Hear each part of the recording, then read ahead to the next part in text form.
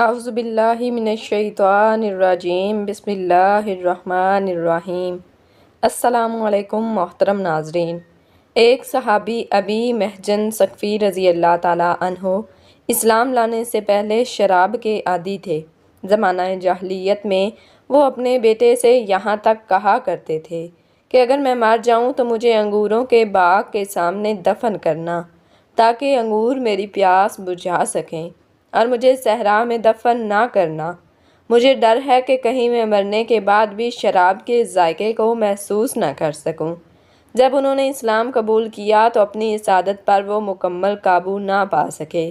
یہ معاملہ سالوں تک چلتا رہا، یہاں تک کہ حضرت عمر فاروق رضی اللہ تعالیٰ عنہ خلیفہ مقرر ہوئے۔ لیکن یہ واقعہ ہمیں صحابہ کرام رضی اللہ تعالیٰ عنہم کی انسانیت دکھلاتا ہے۔ وہ بھی انسان تھے، اس لیے ہمارے لیے بہترین مثال ہیں، کیونکہ اگر اللہ ہمیں گناہوں سے پاک فرشتے بطور نمونہ دے دیتا تو ہم کبھی بھی ان کے نقش قدم پر چل نہ پاتے۔ جنگ قادسیہ برپا ہوتی ہے اور حضرت عمر فاروق رضی اللہ تعالیٰ عنہ فارسیوں کے خلاف مسلمان فوج کو روانہ کرتے ہیں، اور فوج کے سپہ سالار حضرت سعد بن ابی وقاص رضی اللہ تعالیٰ عنہ سے ابی محجن ثقفی رضی اللہ تعالیٰ عنہ بھی جنگ میں حصہ لینا چاہتے تھے، لیکن حضرت سعد بن ابی وقاص رضی اللہ تعالیٰ عنہ نے انہیں منع کر دیا، کیونکہ وہ شراب پینے کی عادت کی وجہ سے مشہور تھے۔ اس لیے یہ مناسب نہ سمجھا گیا کہ وہ میدان کارزار میں اتریں۔ ابی محجن رضی اللہ تعالیٰ عنہ نے اصرار کیا اور اپنا عذر پیش کیا کہ ہو سکتا ہے اللہ مجھے شہادت دے کر معاف کر دے اور مجھے گناہوں سے پاک کر دے۔ بہت اصرار کے بعد آخر کار وہ لشکر میں شامل ہو گئے۔ فوجیں آمنے سامنے خیمہ زن ہوئیں۔ اسی دوران میں حضرت سعد بن ابی وقاص رضی اللہ تعالیٰ عنہ اور مجوس کے مابین مذاکرات ہوتے رہے، جن میں توقع سے زیادہ وقت لگ گیا تو کچھ دن لڑائی کے بغیر ہی گزر گئے۔ اسی دوران ابی محجن رضی اللہ تعالیٰ عنہ کو شراب کی طلب نے بے چین کر دیا۔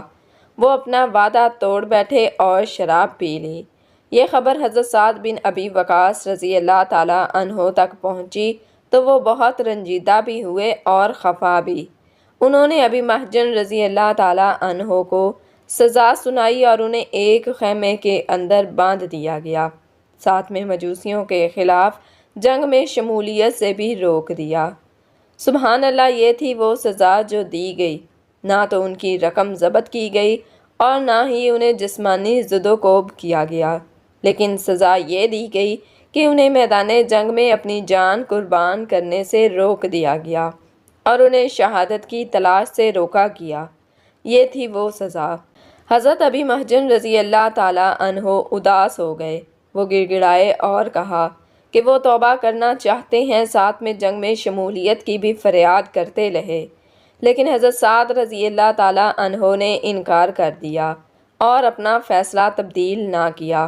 ہم میدان جنگ اور شہادت سے بھاگتے ہیں اور اس سے بچ کر خوش بھی ہیں، جبکہ وہ اسی طرح بھاگا کرتے تھے، اور اسی سے محرومی کا احساس ہی انہیں اداسیوں کی دنیا میں لے جاتا تھا۔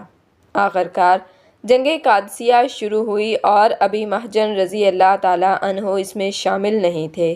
دونوں طرف لاشیں گر رہی تھیں اور ابی محجن رضی اللہ تعالیٰ عنہ خیمے کے تنابوں کے ساتھ بیٹھے تھے۔ وہ بہت ذہنی اذیت میں تھے اور اسی کیفیت میں انہوں نے باہر جانے کی کوشش کی مگر کامیاب نہ ہو سکے۔ کافی دیر کوشش کرنے کے بعد جب تھک ہار گئے تو چلانے لگے۔ حضرت سعد رضی اللہ تعالیٰ عنہ کی زوجہ محترمہ حضرت سلمہ رضی اللہ تعالیٰ عنہا نے ان کی آواز سنی تو خیمے کے قریب آئیں اور پوچھا کہ انہیں کیا چاہیے۔ سوچا شاید کھانے پینے کی طلب ہو، لیکن ابی محجن رضی اللہ تعالیٰ عنہ نے سلمہ رضی اللہ تعالیٰ عنہا کی منتیں شروع کر دیں اور کہا کہ اللہ کے لیے مجھے آزاد کر دو اور سعد رضی اللہ تعالیٰ عنہ کا گھوڑا دے دو تاکہ میں بھی لڑ سکوں۔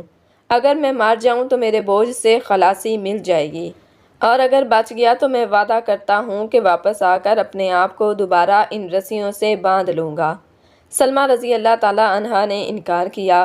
یہ حسرت کے ساتھ واپس آئے اور بار بار پردرد لہجہ میں یہ اشعار پڑھتے تھے: اس سے بڑھ کر کیا غم ہوگا کہ سوار نیزہ بازیاں کر رہے ہیں اور میں زنجیروں میں بندھا ہوا ہوں۔ جب کھڑا ہونا چاہتا ہوں تو زنجیر اٹھنے نہیں دیتی اور دروازے اس طرح بند کر دیے جاتے ہیں کہ پکارنے والا پکارتے پکارتے تھک جاتا ہے۔ حضرت سلمہ رضی اللہ تعالیٰ عنہا رحم دل تھیں، اس لیے ابی مہجن رضی اللہ تعالیٰ عنہ کی مدد کو قائل ہو گئیں، لیکن انہوں نے زندہ بچ جانے کی صورت میں وعدہ پورا کرنے کی یاد دہانی کروائی۔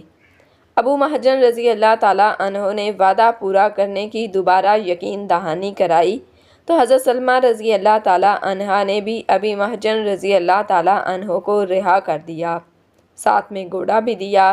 حضرت سعد رضی اللہ تعالیٰ عنہ ٹانگ پر زخم کھانے کی وجہ سے اس جنگ میں خود شریک نہ ہو پائے تھے۔ وہ لشکر کی کمان کو نزدیکی پہاڑی کی چوٹی سے سنبھالے ہوئے تھے اور ابی مہجن رضی اللہ تعالیٰ عنہ جانتے تھے کہ ان کا گھوڑا جنگ میں شامل نہیں۔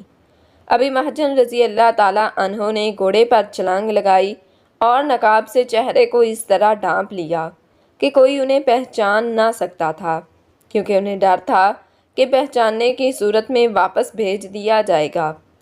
جب مسلمانوں نے انہیں دیکھا تو وہ میدان جنگ میں اس نقاب پوش سپاہی کو دیکھ کر بہت حیران ہوئے۔ سب پریشان تھے کہ یہ کون ہے، چونکہ ابی مہجن رضی اللہ تعالیٰ عنہ کو پہلے میدان جنگ میں دیکھا نہیں گیا تھا، اس لیے مسلمانوں کی جانب سے ان کی اس طرح سے نگرانی شروع کی گئی کہ ابی مہجن رضی اللہ تعالیٰ عنہ کو محسوس نہ ہو۔ تب سب نے دیکھا کہ وہ انسان میدان جہاد میں انتہائی دلیری اور شجاعت سے لڑ رہا ہے، اس کے حملوں سے دشمن کو بھاری نقصان پہنچ رہا ہے اور اس کی تلوار کی زد میں آ کر مجوسیوں کی لاشیں دائیں بائیں گر رہی ہیں۔ مسلمان سمجھ رہے تھے کہ شاید امیر المومنین حضرت عمر فاروق رضی اللہ تعالیٰ عنہ نے کوئی تازہ دم فوج کا دستہ بھیج دیا ہے۔ کچھ نے سوچا شاید اللہ نے مدد کے لیے فرشتے بھیج دیے ہیں، اور ان سب میں سب سے زیادہ حیران خود حضرت سعد بن ابی وقاص رضی اللہ تعالیٰ عنہ تھے۔ وہ میدان جنگ کا یہ سارا منظر کچھ فاصلے سے دیکھ رہے تھے اور اس دلیر مجاہد سے کافی متاثر ہو رہے تھے۔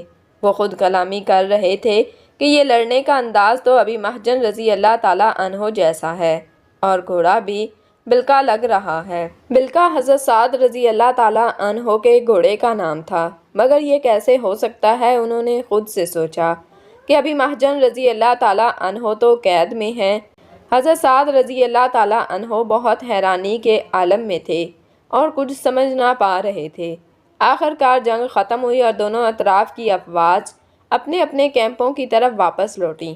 ابی مہجن رضی اللہ تعالیٰ عنہ جو کہ زندہ بچ گئے تھے واپس گئے اور اپنے آپ کو وعدہ کے مطابق بیڑیوں سے باندھ لیا۔ سلمہ رضی اللہ تعالیٰ عنہا نے یہ تمام حالات سعد رضی اللہ تعالیٰ عنہ سے بیان کیے۔ حضرت سعد رضی اللہ تعالیٰ عنہ نے اسی وقت ان کو رہا کر دیا اور کہا اللہ کی قسم مسلمانوں پر جو شخص یوں نثار ہو میں ان کو سزا نہیں دے سکتا۔ حضرت ابی مہجن رضی اللہ تعالیٰ عنہ نے کہا باخدا میں بھی آج سے پھر کبھی شراب کو ہاتھ نہ لگاؤں گا۔ محترم ناظرین، ویڈیو کیسی لگی؟ ویڈیو کو لائک کر دیں، شیئر کر دیں اور مزید ایسی اسلامی واقعات کے لیے ہمارے چینل کو سبسکرائب کر دیں۔ کمنٹ سیکشن میں اللہ تعالیٰ کے 99 ناموں میں سے ایک نام ضرور ٹائپ کریں۔ جزاکم اللہ خیراً کثیرا۔